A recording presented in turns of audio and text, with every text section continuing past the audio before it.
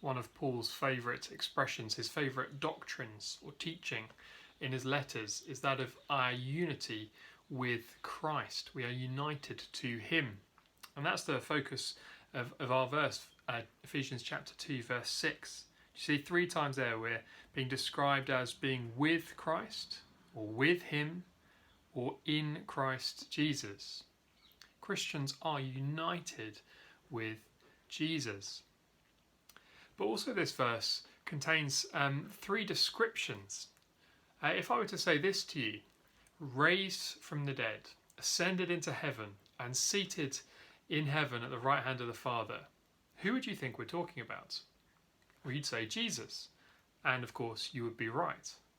The incredible thing about this verse is that those things are described as being true for you and for me, if you are a Christian. Let me read chapter 2, verse 6.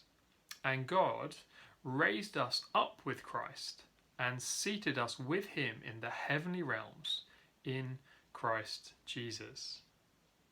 That's incredible. The truth that we're finding here is that what is true of Jesus is true of us. We have been raised with him. That, first of all, is talking about the resurrection, the new life that comes when someone becomes a Christian. It's been described in verses 1 to 5. Though we were dead, now we've been made alive. Christians are raised again to new life. But more than that, we have been raised with Christ and seated with him in the heavenly realms.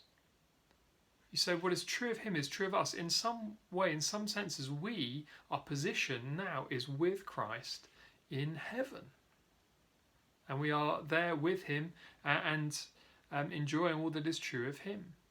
So we find these 3 things, this resurrection from the dead, this ascension to heaven, and being with Christ there. That is wonderful things and huge things to be trying to get our minds around, and do spend some time meditating on that today.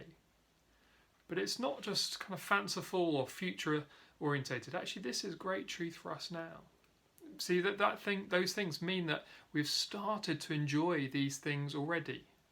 We will find and experience them fully later. But for now, we are with him in the heavenly places. That is, we know God and we know this relationship with him, and we will know it more and more.